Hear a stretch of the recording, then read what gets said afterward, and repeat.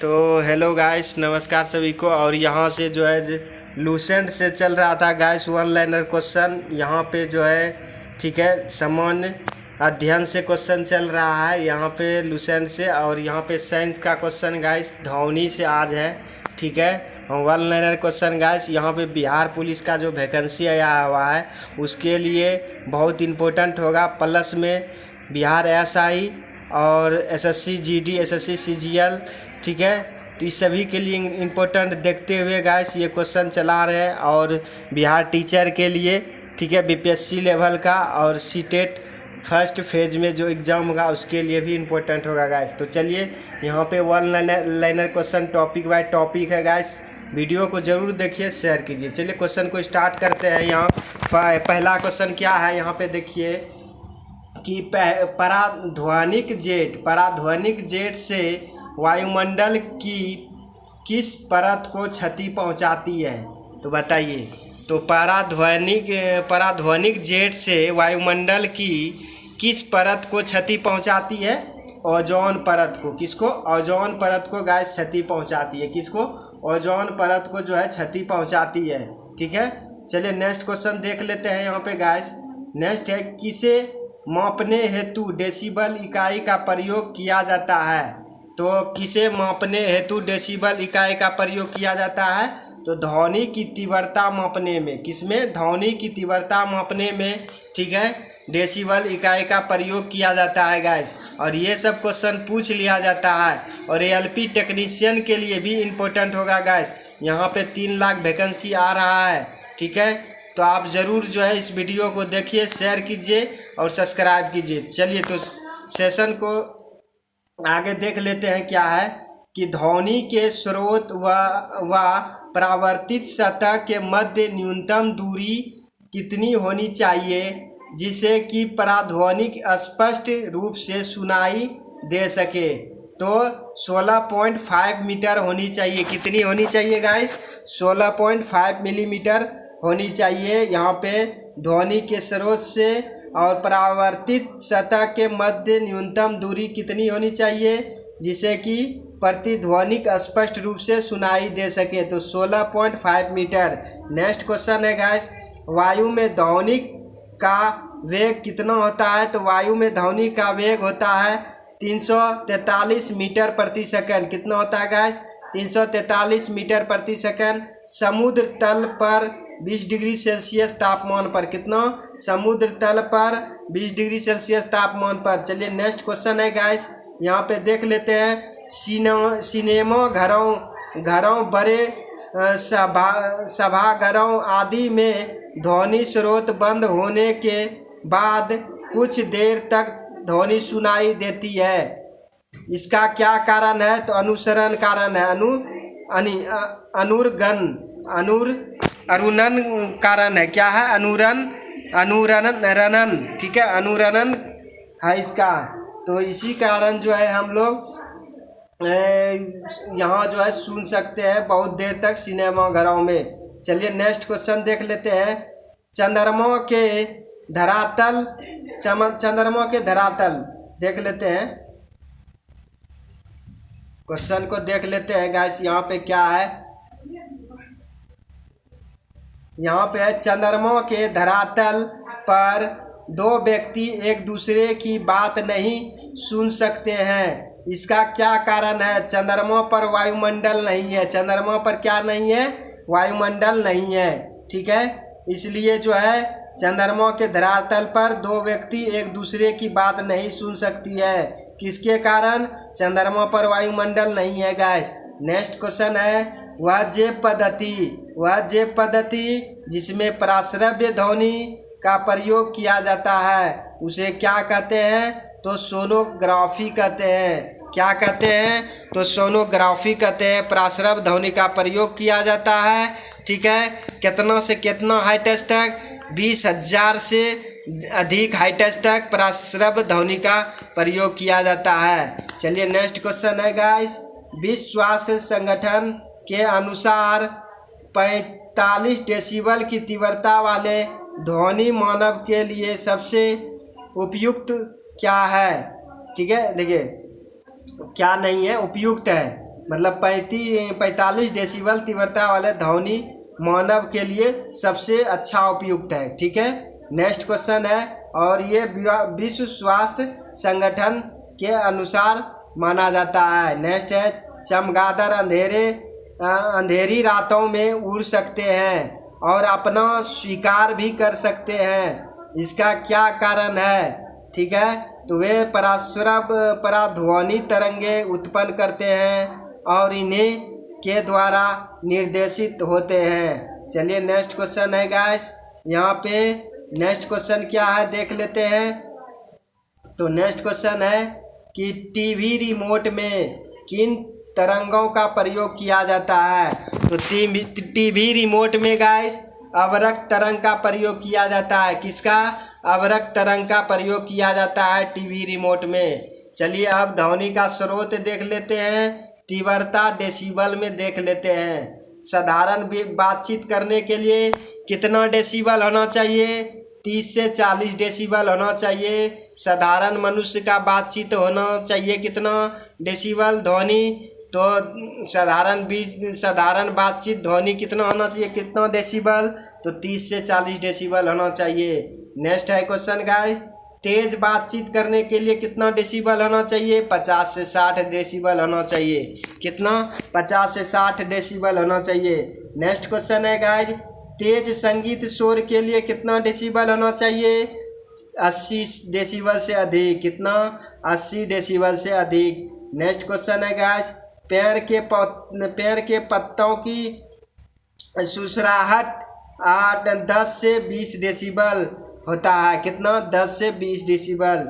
Next question है guys, siren police ambulance के लिए कितना डेसिबल होना चाहिए?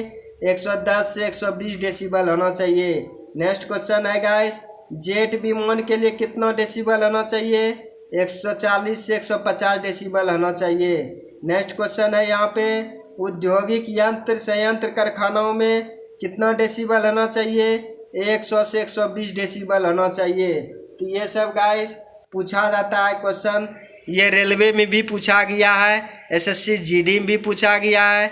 ठीक है, जितने भी दिल्ली पुलिस में भी पूछा गया था। तो ये सब गाइस क्वेश्चन पूछा जाता है कांस्टेबल बना में। ठीक है, नेक्स्ट क्वेश्चन है गाइस कि टेलीविजन ग्राही के दूरस्थ नियंत्रण में कौन सी विद्युत है? विद्युत चुम्बकीय विकिरण का प्रयोग में लाई जाती है अवरक्त विकिरण। किसका? अवरक्त विकिरण। थोड़ा सा जूम कर लेते हैं यहाँ पे। चलिए नेक्स्ट क्वेश्चन देख लेते हैं यहाँ पे। नेक्स्ट क्वेश्चन क्या है, जब सितार और बांसुरी पर एक ही स्वर बजाया जाए तो उनमें उत्पन्न ध्वनि का वेद ध्वनि गुणवत्ता के आधार पर किया जाता है। किस पर? ध्वनि गुणवत्ता के आधार पर जो है सितार और बांसुरी पर एक ही स्वर बजाया जाता है। ठीक है, नेक्स्ट क्वेश्चन है गाइस, जल, लोहा, नाइट्रोजन में ध्वनि के वेग का आरोही क्रम क्या होगा? देखिए, आरोही मतलब बढ़ते क्रम, अवरोही मतलब घटते क्रम।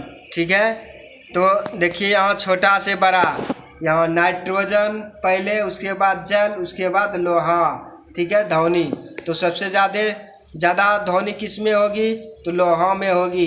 ठीक है, नेक्स्ट क्वेश्चन है गाइस, ध्वनि की चाल ठोस माध्यम में सर्वाधिक, द्रव माध्यम में सबसे कम, गैस माध्यम में भी सबसे कम। मतलब पहले ध्वनि की चाल सबसे अधिक किस में होगी? ठोस में होगी। उसके बाद किस में होगी? द्रव में होगी। उसके बाद इससे कम किस में होगी? तो गैस में। सबसे कम जो है ध्वनि की चाल होती है गैस में गाइस। ठीक है, चलिए नेक्स्ट क्वेश्चन देख लेते हैं हम लोग।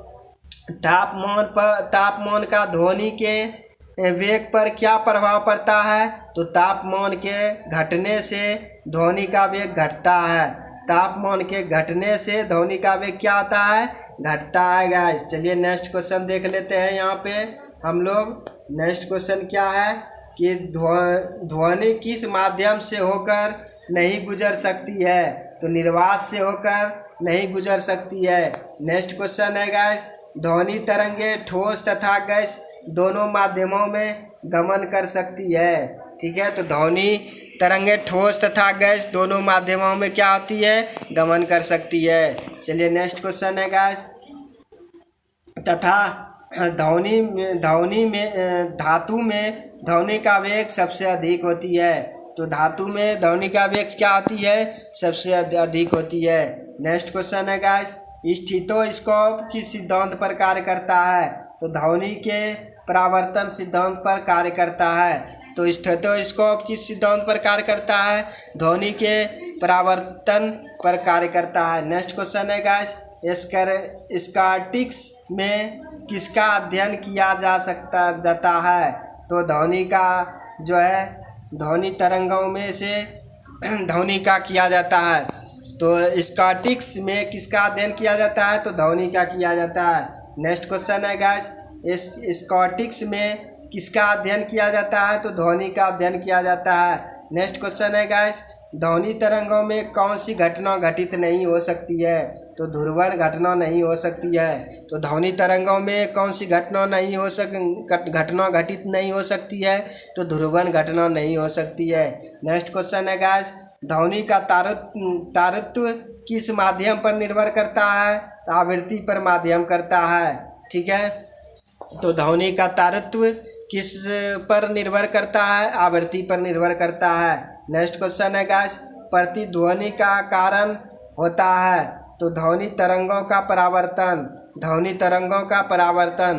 तो प्रतिध्वनि का कारण होता है ध्वनि तरंगों का परावर्तन। नेक्स्ट क्वेश्चन है गाइस, प्रसरव तरंगों की आवृत्ति लगभग कितनी होती है, तो 20 हर्ट्ज से अधिक होती है। 20,000 हर्ट्ज से कितनी अधिक होती है, प्रसरव ध्वनि की। ठीक है, आवृत्ति। चलिए नेक्स्ट क्वेश्चन देख लेते हैं गाइस। यहाँ पे मानव द्वारा श्रव तरंगों की आवृत्ति कितनी होती है, तो 20 से 20,000 हर्ट्ज तक श्रव तरंगे उसको कहते हैं जो कि मानव सुन सकता है गाइस। नेक्स्ट क्वेश्चन है, प्रसरव ध्वनि तरंगे किसके द्वारा सुनाई जा सकती है। तो कुत्ते एवं डॉल्फिन मछली द्वारा जो है प्रसरव ध्वनि तरंगे सुनाई उसको जा सकता है। जिसको प्रसरव ध्वनि की चाल कितने आवृत्ति कितनी हर्ट्ज होती है, तो इसमें 20,000 हर्ट्ज से अधिक होती है, जो कि प्रसरव ध्वनि तरंगे के किसके द्वारा सुनाई देती है, तो कुत्ते और डॉल्फिन जो सुन सकते हैं प्रसरव ध्वनि। तो कौन सुन सकते हैं, कुत्ते, डॉल्फिन, मछली द्वारा। ठीक है, चलिए नेक्स्ट क्वेश्चन क्या है गाइस देख लेते हैं। विभिन्न माध्यमों में ध्वनि की चाल 25 डिग्री सेल्सियस पर होता है। आप देखिए अलग अलग जो है यहाँ पे क्वेश्चन दिया है गाइस। यहाँ पे क्या है, अलग अलग क्वेश्चन क्या है। नेक्स्ट क्वेश्चन क्या है यहाँ पे गाइस, कि विभिन्न प्रकार माध्यम में ध्वनि की चाल होता है। तो यहाँ पे देखिए ये पदार्थ है, ये चाल है, ये पदार्थ है, ये चाल है। ठीक है, अब एल्युमिनियम का कितना चाल होता है, तो एल्युमिनियम का ध्वनि की चाल कितना होता है, तो 6,420 मीटर प्रति सेकंड। स्टील का कितना होता है ध्वनि चाल, 5,960 मीटर प्रति सेकंड। लोहा का कितना होता है, 5,950 मीटर प्रति सेकंड। कांच का कितना होता है ध्वनि चाल, 3,980 मीटर प्रति सेकंड। जल का कितना होता है ध्वनि चाल, 1,402 मतलब 1,402 होता है। ठीक है, चलिए नेक्स्ट क्वेश्चन को देख लेते हैं। वायु में ध्वनि की चाल 332 मीटर प्रति सेकंड होता है। ऑक्सीजन में ध्वनि की चाल 316 मीटर प्रति सेकंड होता है। हाइड्रोजन में ध्वनि की चाल 1286 मीटर प्रति सेकंड होती है। समुद्री जल में ध्वनि की चाल 1533 होती है मीटर प्रति सेकंड। सामान्य चाल कितना होता है, 1493। तो सामान्य चाल ध्वनि की कितना होता है, 1493। एक नीचे और क्वेश्चन दिया है गाइस, देख लेते हैं।